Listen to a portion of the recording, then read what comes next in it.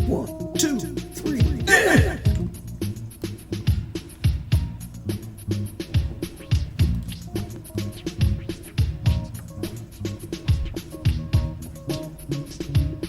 This is Amari Purple Talk. Yes.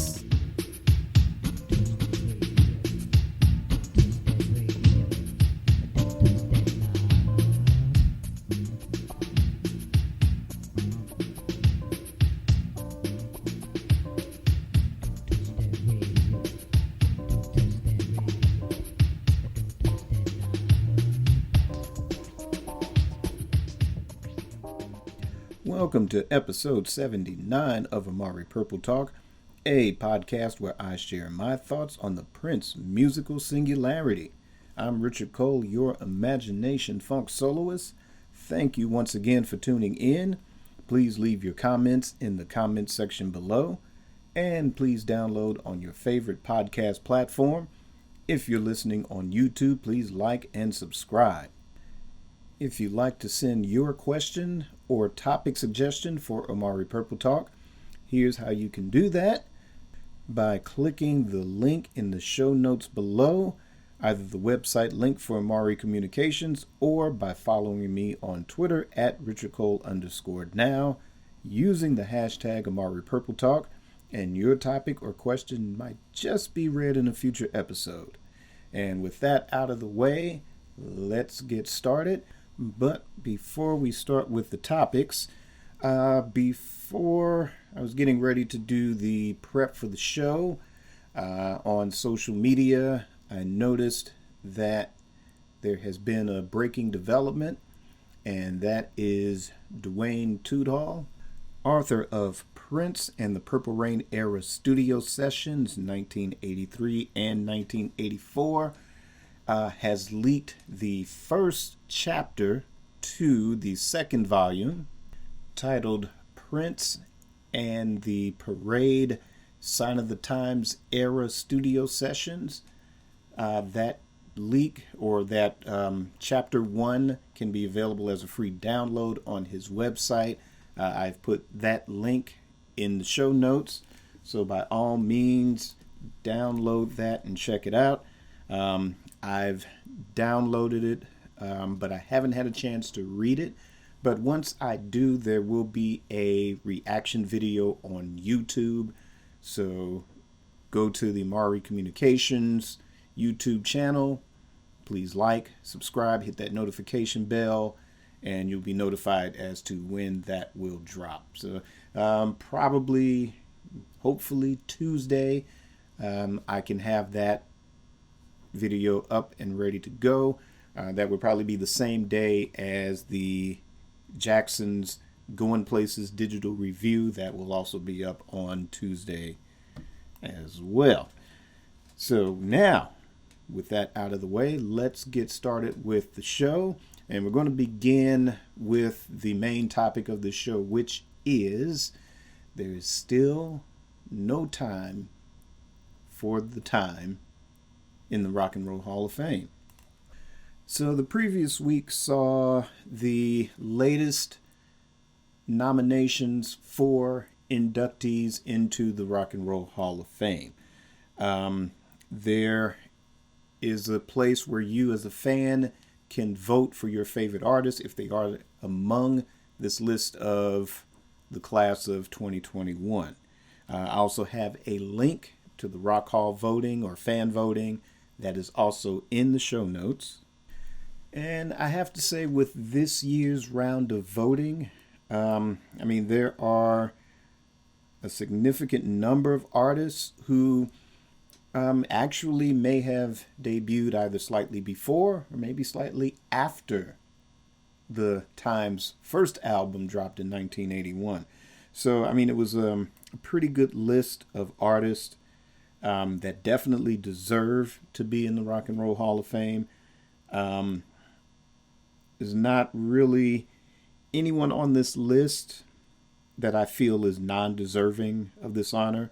There are quite a few that are long overdue, and there are quite a few that, it's taken quite a long time just to make it through this first round of voting. So For me, well, let's see. I'll start with the list of artists that are on the ballot.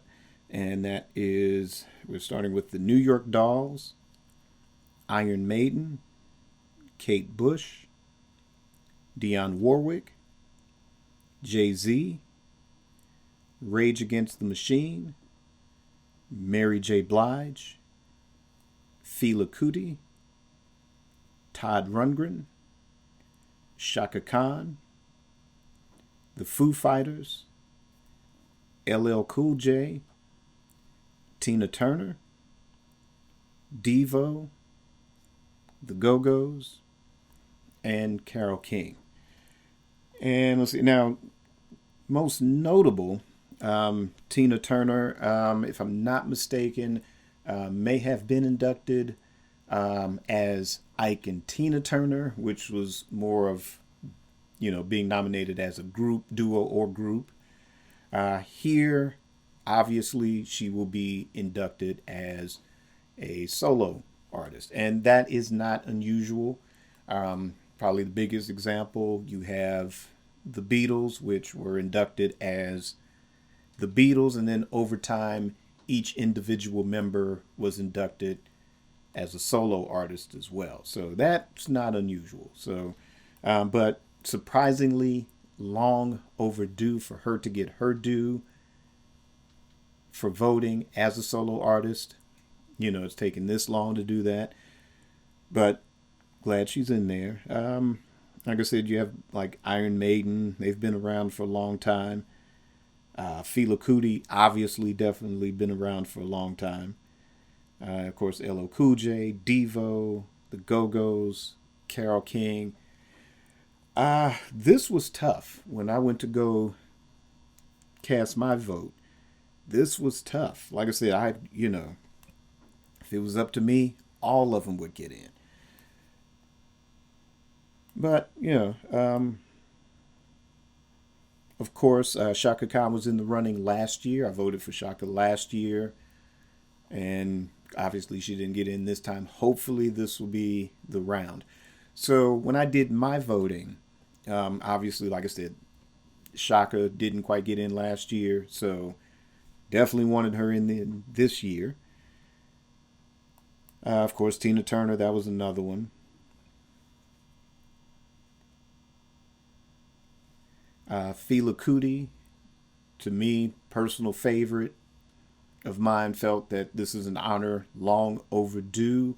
This is sort of like the African James Brown. Definitely check out his body of work. Just as many albums as the James Brown or Prince. And just about every one of them just good, strong African funk. So definitely check that out if you don't already know. LL Cool J, that was definite. I feel like, somebody like Jay-Z or something would probably, first round, get him in there next year or maybe the year after, something like that. But definitely let's give props to LL next. And then, like I said, I rounded out my voting with Shaka Khan and Carole King. So, and again, Carole King is another one. May have been inducted previously as a songwriter, working with her then husband, Jerry Goffin. So if she has one, it's for that. But this will be acknowledgement for her work as a solo artist. This is also the 50th anniversary of the Tapestry album. Another great album. Check it out if you haven't already heard it. So all of that to say, no time for the time. And again, like I said, they were around pretty much the same time as maybe Devo and the Go-Go's might have had a head start, as far as being an actual band, maybe late 70s. Maybe some of their debut albums were 1980 or 1981. But again, we know the track record of Flight Time, how they were paying their dues, in the Minneapolis scene, battling with Grand Central, which had Prince and Morris and Andre. We know that Prince was instrumental in putting the time together, the concept, coming up with the initial songs. Prince and Morris Day co-producing. Morris playing drums on about 80% of it, but getting a Jesse Johnson into the fold, very powerful guitar player. They're paying their dues as the opening act for Prince and literally, wiping the floor with him over time. Probably both tours. The debut tour, pretty strong. People were taking notice, but by that Triple Threat tour, they were definitely the threat. And, I know again, there'll be some people out there that'll be, but Richard, Prince did everything. So why the time doesn't need to be in the Rock and Roll Hall of Fame? Well, here's the thing. I do have a video. This is my earliest campaign for having the time in the Rock and Roll Hall of Fame. The link is in the show notes. It's on my YouTube channel. And I cover the history of the Rock and Roll Hall of Fame and its controversies. But the most important thing is I also discuss the categories in which the time are eligible for the Rock and Roll Hall of Fame. As the time, meaning as actual performing recording artists, as well as one of the funkiest stage ensembles ever put together in funk. There are categories in which they qualify. You have Morris Day as a musician on those. You have Jesse Johnson playing a part in those. And individually, they can be eligible. But for all of those details, and again, the controversies that do exist for even your favorite artist or even your favorite band, I cover all of that in that video. So check out the show notes, click that link, and by all means, check out that video. So with that being said, they are well deserving. And not only the time, the Revolution are deserving to be nominated into the Rock and Roll Hall of Fame or inducted into the Rock and Roll Hall of Fame. Again, instrumental in some of the studio work, definitely instrumental as the band or the backing band. There's categories in which they are eligible as the Revolution. And then there'll be, a couple of people, well, Jam and Lewis more so, or Wendy and Lisa more so. Well, again, while that is true, there's still categories that exist for both the time and the Revolution. Perfect example would be Buddy Holly and the Crickets. Buddy Holly, the front man, the chief head songwriter, probably the only songwriter. Not that familiar with his entire body of work, but I'm well aware that his contributions as a singular songwriter to, That'll Be the Day, Peggy Sue, and his other classic hits.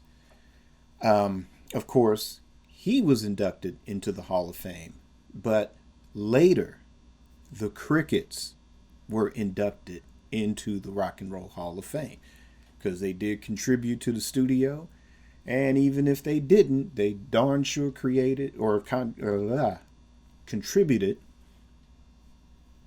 to the stage presentation. And we do live in this era where everything is sort of manufactured, everything's taped, it's sampled. it's people lip singing and all of this. But you're talking about the classic days, whether it was, whenever popular music started, whether it started with the blues, whether it started with jazz, you basically had to have people that were able to sing and or play.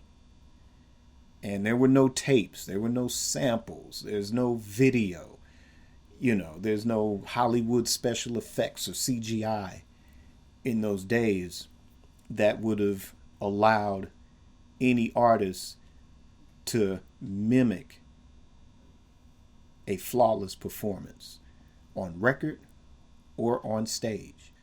And the time have proven many times over that they are a strong, funky unit to be reckoned with as a live ensemble. In the original seven, you can also extend that invitation to the current lineup of Morris Day and the Time, because they're reinterpreting that material, and they're doing it with their microphones and their speakers on every time they've come out. So, again, if you want to make that argument about, Prince did everything, well, guess what? You induct him in as the eighth member. There's times where, interviews with Jam and Lewis, or, they've interviewed every time that the Time have reunited, he was sort of that invisible member. He was the one, let's start with Pandemonium. Half of those songs are Prince songs. And the other half, Jam and Lewis, or Jam, Lewis and Jesse, or Jesse contributed, or Monty contributed. And those songs are just as strong, and they belong on that album side by side with Prince's contribution. And, I would say, in fairness, while Condensate, for a number of reasons, didn't hold up, I would say that the production and the musicianship was a quantum leap beyond what was done, say, on Pandemonium, or what we've seen the Time do, or the original seven do live. That maturity. Sad that certain egos did kind of dampen it a little bit. The rights to the name, as far as from a marketing standpoint, didn't help either. But maybe the thing that was missing was having a certain individual. It could have been Prince. Maybe it should have more so been Morris. Who knows? But there was sort of that one figure to kind of interpret or balance or mediate or moderate or whatever was needed to kind of take that project to the next level. But as far as, again, how it was produced, engineered, how the musicians played on that album, again, it's a proven fact that you had 7 strong musical powerhouses combined on one record. Like I said, if circumstances were different, that might have been maybe the absolute best Time album. And, if I'm not mistaken, there might be a number of tracks, maybe not a lot, but I'm going to guess maybe there might be like 3 or 4 tracks that they were working on while they were conceptually still thinking the Time. And then having the sort of name change, or Prince not allowing the rights to the name the Time, change the overall concept. And they couldn't use those songs because I'm sure those would have included a lot of references, just to the Time canon, certain catchphrases, certain things maybe in the lyrics, that you just couldn't change or rewrite and make the songs work. I'm sure there's a couple of those on the cutting room floor somewhere, or in the Morris Day vault, or the Jimmy Jam Terry Lewis vault, that would have worked a lot better than some of the songs on Condensate. And again, like I said, just needing that sort of one force to kind of guide it, might have helped. But that argument, yeah, you can induct Prince one more time into the Rock and Roll Hall of Fame as a sort of unofficial member of the time, or as the producer, the eighth member, like I said, there's room for everybody. And it's, of course, music is subjective. And of course, there are a lot of Prince fans that weren't necessarily there in the 80s as these things were unfolding, as when we didn't know that Jamie Starr was Prince, but there's a lot of us that have seen that 1999 Triple Threat tour, and we've seen what the time can do.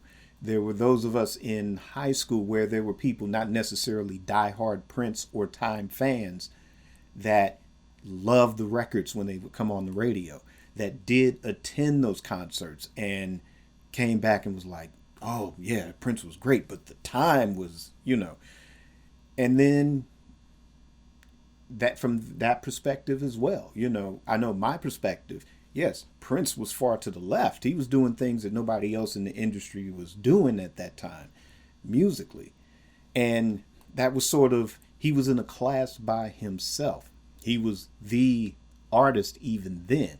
And that sort of appealed to that side of me. Like, you know how it is with autists, autists, I'm an autist, quiet and introspective and, deep and always thinking and all of that. But then there was the time, they were down to earth, they were accessible. They were sort of like your older brothers, or, the cool cats in the neighborhood you wanted to be. And, they were cool and they were chasing the girls and all this. And it was like, that's what, that appealed to that side, as well. So, and a lot of times even more so, because it's like, well, you know what? I can go get a pair of baggies and, I can go, sneak my grandfather Stacey Adams. I can do that in the day. But, I couldn't put on a lace shirt. No, you just couldn't do that back then.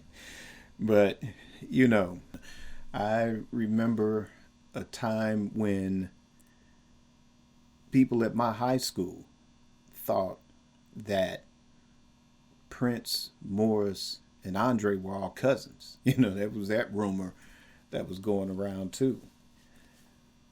But, that's the perspective from that time period. And basically for those, like I said, that are used to, post Purple Rain, Prince, arena rock, selling out Madison Square Garden, Prince, before pre-Purple Rain,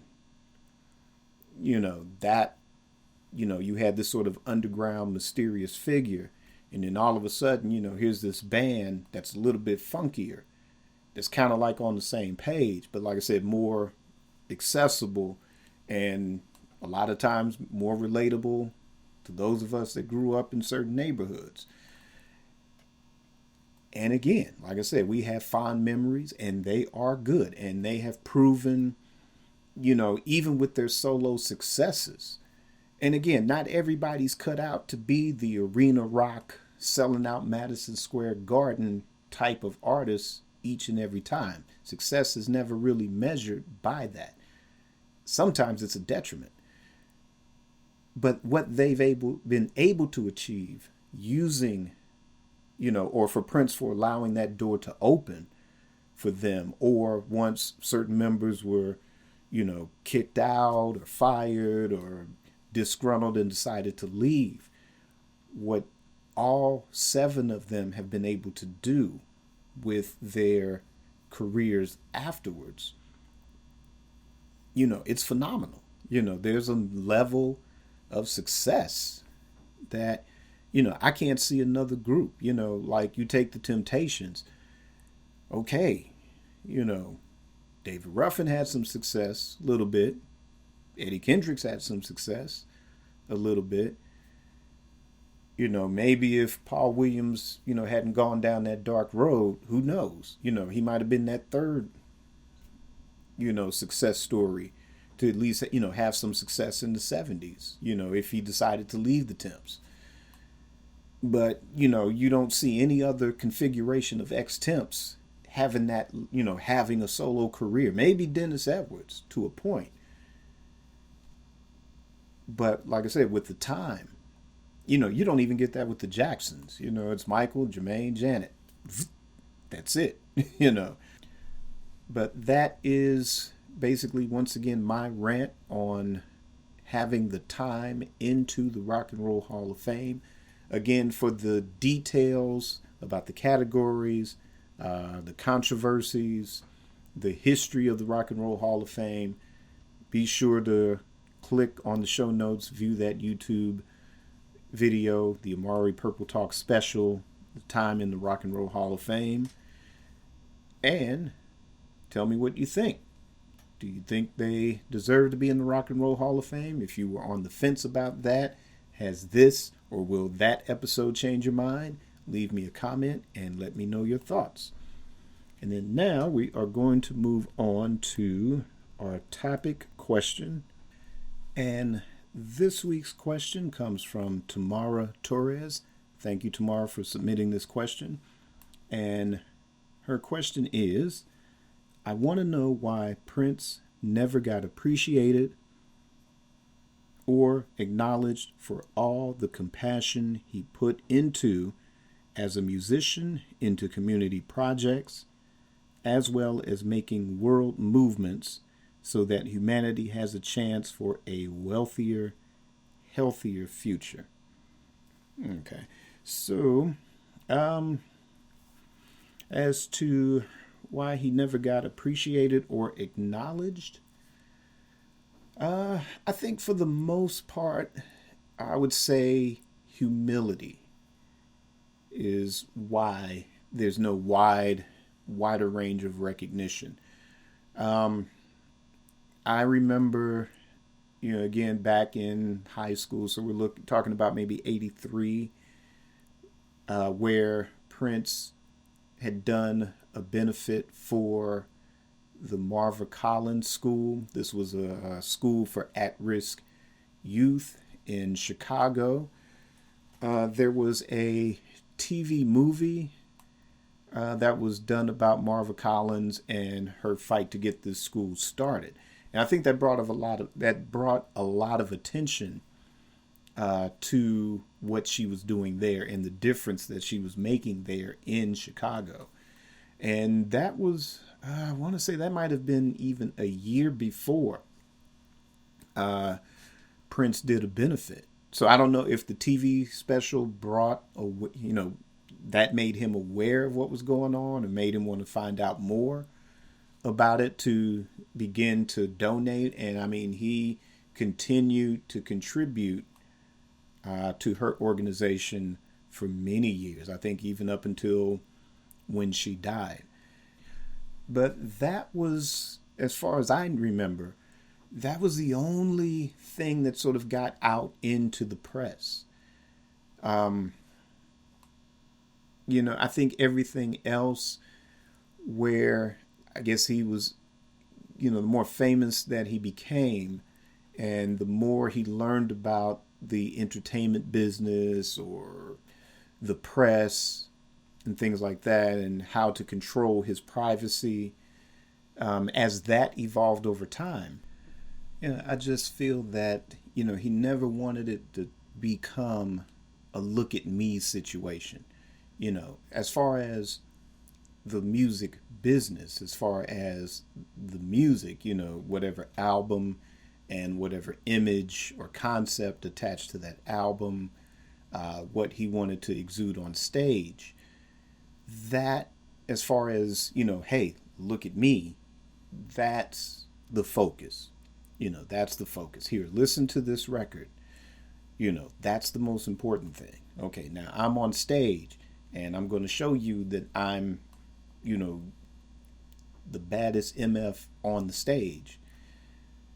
There's that. But yeah, when it comes to generosity, when it comes to being a philanthropist, you know, it's better to just be humble. It's never a good look when, or how if you're a foundation and you want to call attention to certain causes, or you want it to be known that okay, this is an important cause, people are hungry, or people are devastated, or there's natural disasters, that type of thing, then their foundations have people that are very skilled at generating publicity, whether it's through fundraising, or well, this is the profits of this company, and through the foundation it's going to donate here, here, here, here, and here.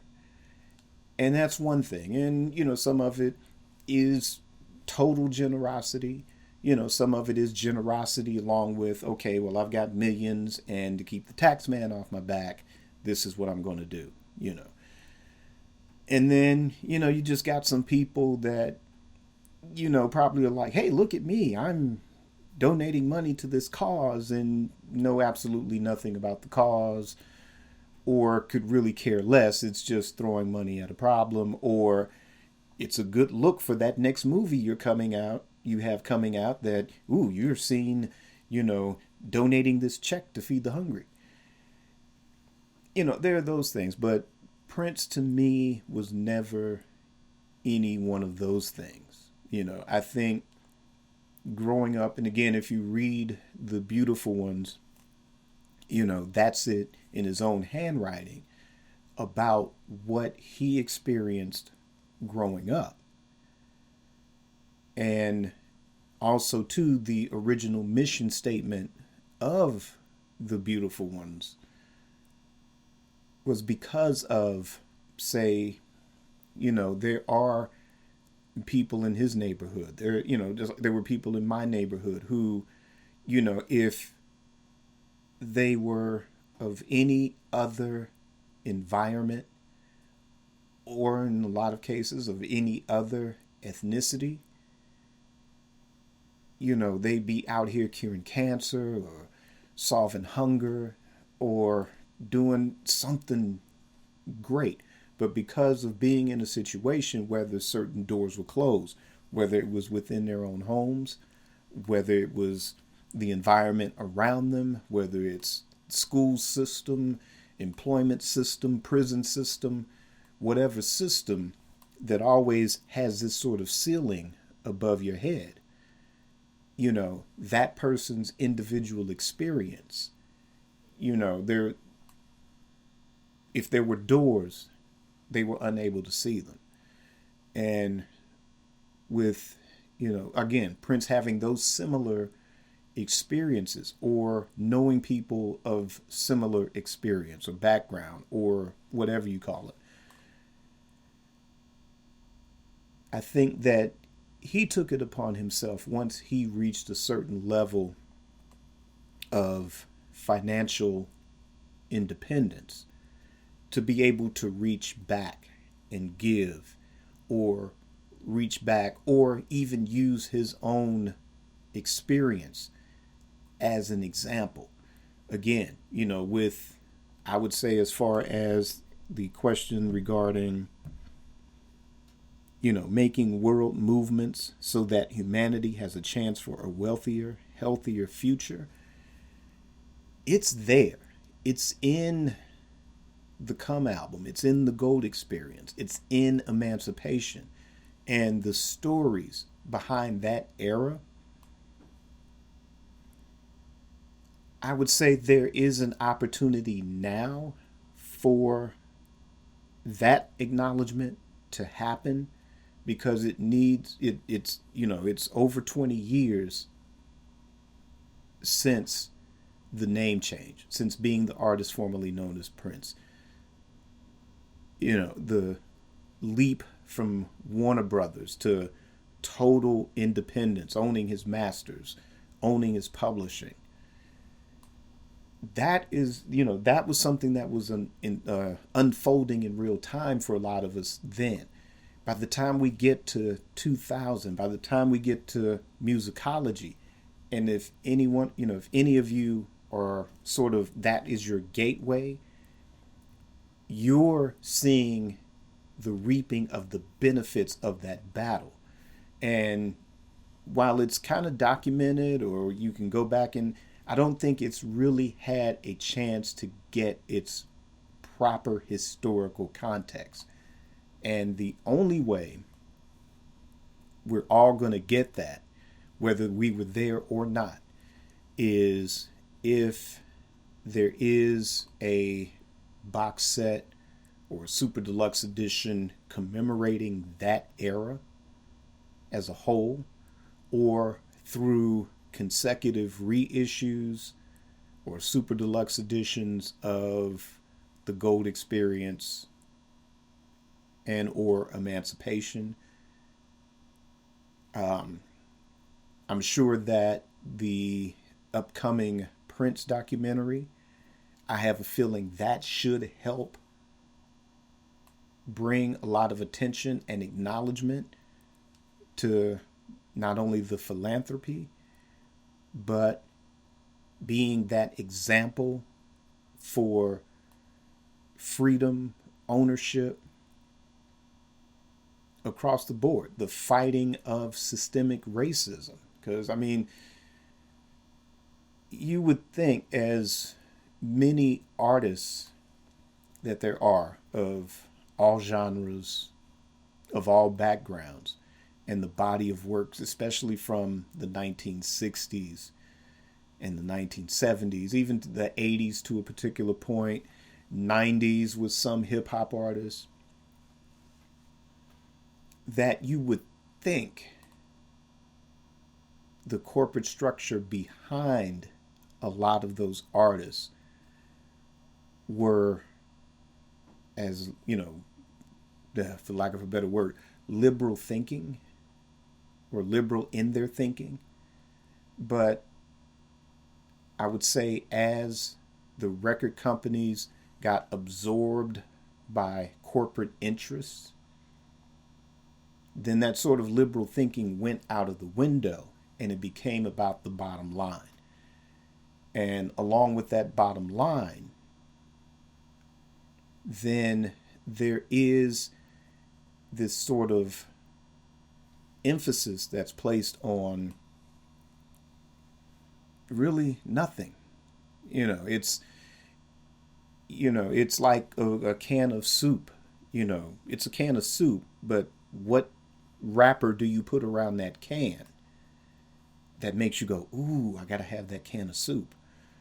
Regardless if the can of soup is good or not. It's just like, ooh, that packaging, or that logo, that marketing, that commercial, oh, that YouTube video. Oh my goodness, 20,000 people like this on, Twitter. Oh my God, 30 million people watch this YouTube video. Those things. And don't forget the tried and true favorite, sex. Sex sells. And so you have this where, so long as it's this, trying to push the envelope, not for any artistic achievement or statement or anything, it's just, wear as little as possible and you get 1 million likes on social media. Or, so long as you're just rapping about blah, blah, blah. But, the minute you might start rapping about Fred Hampton or Farrakhan, or let's bring all the people together, then it's like, folks want to downplay that message. Or if you just want to feel that you're compensated equal to the value of your own self-worth. There are concerts that have been recorded to which Prince was calling these things to the attention of his fans, because Yes, he knows the majority of us, you know, we understand. We're not just simple music fans, a lot of us. A lot of us even go through similar situations. No, a lot of us aren't in show business, but either you own a business or whether you're thinking about starting a business, whether you just want respect when you go to your job every day, regardless of what that job is. You feel that for what you do, you want to be paid well for it because you're good at it. And they know you're good at it. You're just not just showing up and disappearing. People got to go look for you half the time. You trying to leave early. You calling in every other day. you know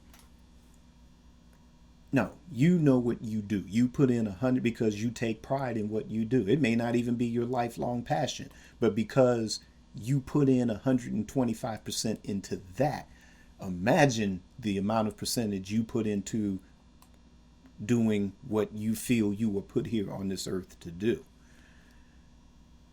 And again, there's concerts that document his struggle dealing with that. There's tons of music in the vault that speaks volumes, released, unreleased, whatever.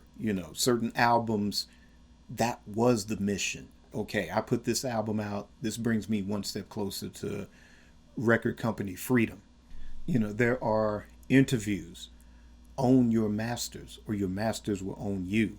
You know, Anecdotes and interviews. Prince sees Michael Stipe from REM at a party. Michael Stipe says hi. Prince doesn't say hi. Prince is like, hey, you own your masters yet? It's the thing. This was his mission. This became his mission. The Yes We Code.